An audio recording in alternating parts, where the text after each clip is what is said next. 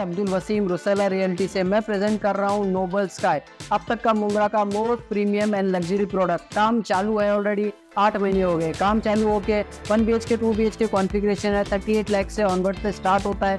Bank, ब्याज, सूद, interest वगैरह की लोन की जरूरत बिल्कुल भी नहीं है। नेक फेसिंग अपार्टमेंट है, 25 स्टोरी है। मोर इन्फॉर्मेशन के लिए नीचे दिए गए नंबर पे कॉन्टेक्ट कीजिए। Thank you. ठाणे रुलवाल नगर के पेड़ हादसे में मारे गए राबोड़ी के तौफीक सौदागर के परिवार ने ठाणे मनपा से की मुआवजे की मांग।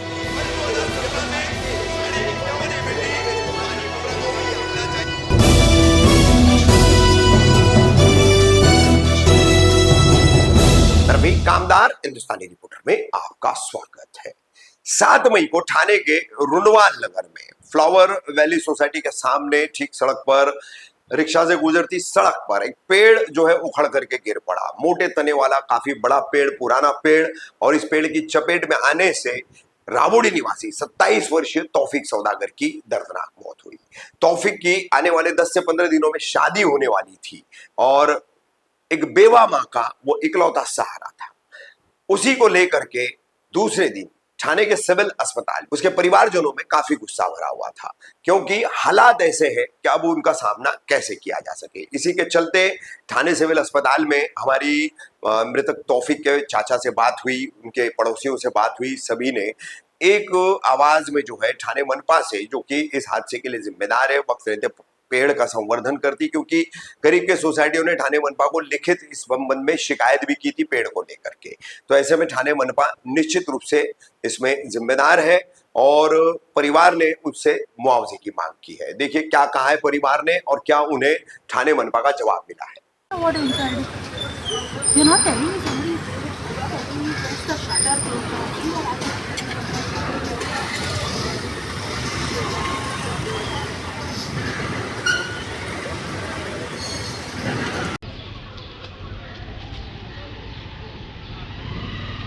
क्या नाम है आपका?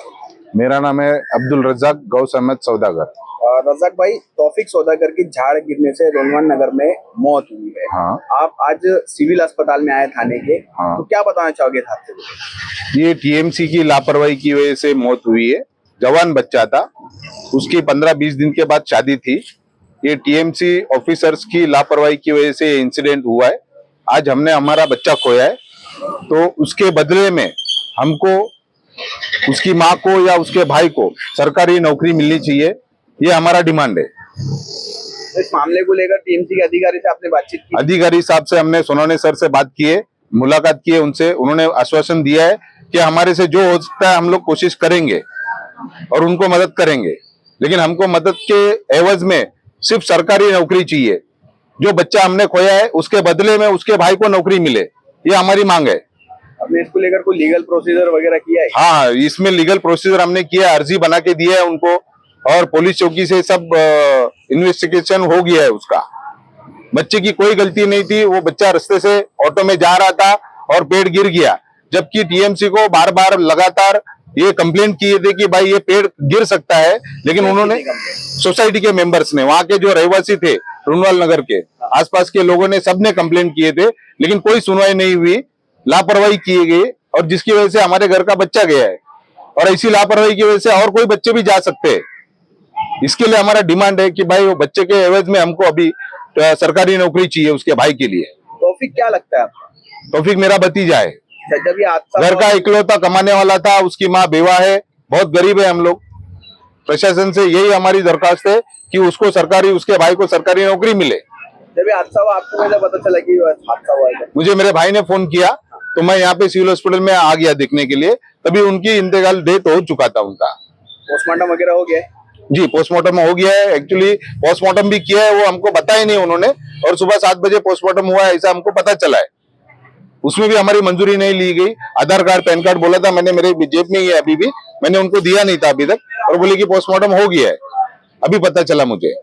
मतलब सिविल वाले ने कोई इन्फॉर्म नहीं किया था? इन्फॉर्म नहीं किया, उन्होंने बोले थे कि सुबह पोस्टमार्टम करेंगे, आप आधार कार्ड, पैन कार्ड लेकर आना। मैं लेकर आया हूँ, लेकिन मैंने अभी तक फिलअप फॉर्म दिया नहीं था आधार कार्ड, पैन कार्ड का, और उन्होंने पोस्टमार्टम कर दिया, ऐसा अभी मुझे पता चला है। क्या नाम है आपका? मेरा नाम इसरार अहमद दिलदार हुसैन सामानी। इसरार अहमद दिलदार हुसैन सामानी। सर भाई आप भी इधर सिविल अस्पताल आए थे, आप ही के परिवार का बच्चा है ऐसा बताया जा रहा है। मेरे परिवार का नहीं है, मेरे पड़ोसी थे वो बच्चे। अच्छा। मेरे को सुबह में ये चीज़ घटना मालूम पड़ा तो मैं वहाँ पे देखा तो पता किया तो उनके रिश्तेदार थे। मैंने पहला उनसे पूछा कि उनके अब्बू यहाँ पे हैं क्या मौजूद, तो बोले अब्बू नहीं है उनका, मतलब वो बचपन में ही उनका इंतकाल हो गया है उनके अब्बू का। तो मैं बोला भाई ये जो है मतलब एक दुर्घटना है, तो शासन की लापरवाही से ये हुआ। जिस सोसाइटी के अंदर वो झाड़ है, सोसाइटी के मेंबर्स जो भी हैं, सिक्योरिटी उनको मतलब 6 से 7 बार उनको मतलब अर्जी दी है कि ये धोखादायक झाड़ है, ये कभी भी सोसाइटी के अंदर है। फुटपाथ भी है, लेकिन ये जो मतलब यहाँ के लोग हैं टीएमसी के लोग, वो बोल रहे हैं, टीएमसी के लोग बोल रहे हैं कि सोसाइटी में नहीं आता, लेकिन है वो फुटपाथ पे ही। लेकिन कैसा है, रोड चौड़ा होने में, ये होने में, तो अंदर वो झाड़ रहेगा। तो अभी उसके कारण वो बच्चे की मौत हुई है। 20-25 दिन में ही उसका शादी होने वाला था। उनके फैमिली मेंबर में कमाने वाला बच्चा वही था। तो प्रशासन से हमारा ये मांग है कि उसको ज्यादा से ज्यादा मुआवजा उसके घर वाले को मिले, इंसाफ मिलना चाहिए, उनको घर वाले को मतलब मुआवजा मिलना चाहिए। प्लस उनको टीएमसी में उस बच्चे को मतलब उनका बच्चे का जो मतलब भाई एक और है, उनको नौकरी मिले। हमारा ये मांग है। अगर ये मांग टीएमसी से मतलब पूरा हुआ तो ठीक है। ये चीज हम लेके डिप्टी सीएम एकनाथ शिंदे साहब के पास भी जाने वाले हैं, क्योंकि वो बच्चा कमाने वाला जो है मेन एक ही है। जो दूसरा भाई है वो कोयत में रहता है। अभी वहाँ का जो रूल्स है, अगर वहाँ अपने मर्जी से आदमी आता है तो उस पासपोर्ट पे रेड स्टैंप लग जाता है, वो बच्चा फिर अभी वापस बाहर भी नहीं जा सकता। तो शासन से मेरा मांग ये है कि ज्यादा से ज्यादा उस की फैमिली को, उसकी माँ को मतलब मुआवजा मिले, और उसके भाई को। तो आप लोग पुलिस स्टेशन भी गए थे क्या? पुलिस से बात हुई आप लोगों की? पुलिस स्टेशन में मेरे को मालूम पड़ा तो मैं पुलिस स्टेशन में गया, तो उन्होंने बोला कि इनविटेशन मतलब हमने कर लिया है, और वहाँ पे बॉडी का मतलब ये क्या बोलते हैं, पंचनामा हो गया है, सब कुछ है। तो हमने बोला पुलिस स्टेशन, वहाँ इब्राहिम शेख से हमारा बात हुआ, तो इब्राहिम शेख ने बोले कि मतलब आप एफआईआर, हम लोग उनके परिवार बोले कि एफआईआर करना है, तो बोले एफआईआर की जरूरत नहीं है, हम लोग ने मतलब इन्विटेशन किया है। अगर आपको ऐसा एफआईआर की जरूरत कुछ लगती है तो हम एफआईआर बाद में भी ले सकते हैं। ऐसे मतलब हमारे को राबड़ी पुलिस स्टेशन अपना पीएसआई इब्राहिम शेख ने हमको ऐसा मतलब बोला है। तो आप लोग की जिस तरीके से मांग है, तो मांग पूरी नहीं हुई तो आप लोग क्या करोगे? मांग पूरी नहीं हुई तो देखिए, अभी हमारा जो है शासन से मांग है, नहीं ये मांग पूरा होएगा तो हम लोग मतलब अपने मतलब यहाँ के हमारे जो डिप्टी सीएम है एकनाथ शिंदे साहब, हम वहाँ पे भी जाने वाले। पहले अभी कैसा है, जो बॉडी है उसका जो मतलब ये होता है प्रोसीजर, उसको सुपुर्द खात करने के बाद उनके घर परिवार को हाँ करने के बाद में हम एकनाथ शिंदे साहब के पास इंसाफ के लिए जाएंगे। और हमको पूरा 99 नहीं 100% भरोसा है कि हमें एकनाथ शिंदे साहब जो डिप्टी सीएम हैं, उनसे हमारे को 100% भरोसा है कि मदद मिलेगा। भाई क्या नाम है आपका? भाई मेरा नाम अफरोज खान है और मैं तौसीफ का बचपन का ही दोस्त हूँ। जैसे कि आपको पता चला रहेगा, ये पेड़ है, ये इतना बड़ा विंटेज पेड़ आज से कम 15 से 16 साल जूना पेड़ है। और वहाँ की सोसाइटी से हमारा बोलना हुआ और उन्होंने 5 से 6 न्यूज चैनल में भी बाइट दी है कि हमने 6 से 7 बार उसका नोटिस भेजे टीएमसी में कि वो झाड़ विंटेज है, कभी भी गिर सकता है, कभी भी हादसा हो सकता है। एक झाड़ अंदर है सोसाइटी के, एक झाड़ फुटपाथ पे। टीएमसी ने उसके ऊपर कोई भी ध्यान नहीं दिया, क्योंकि टीएमसी के जो भी अधिकारी है वो कॉन्ट्रैक्ट बेस के ऊपर चल रहे हैं। अब वो लोग ने कोई भी उस पर ध्यान नहीं दिया। कल हमारे बच्चे का ऐसा हो गया, अब इसकी जिम्मेदारी कौन लेगा? एक बच्चा है घर में कमाने वाला, उसके अलावा उसका घर नहीं चलेगा। और उसके घर का उसका भाई बड़ा है जो कतार में, वहां से उसको रेस्ट टाइम मार के अभी उसको यहाँ पे बुला लेंगे तो वहां पे रिटर्न नौकरी नहीं कर पाएगा। एक कौन सी माँ एक है घर में, कैसा उसका घर चलेगा?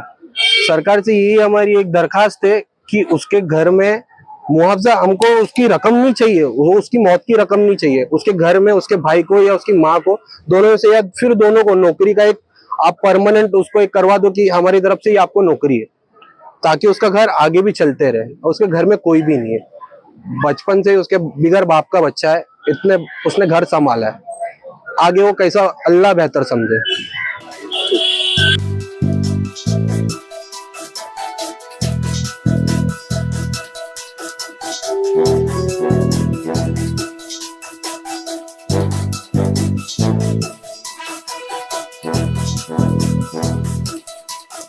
है।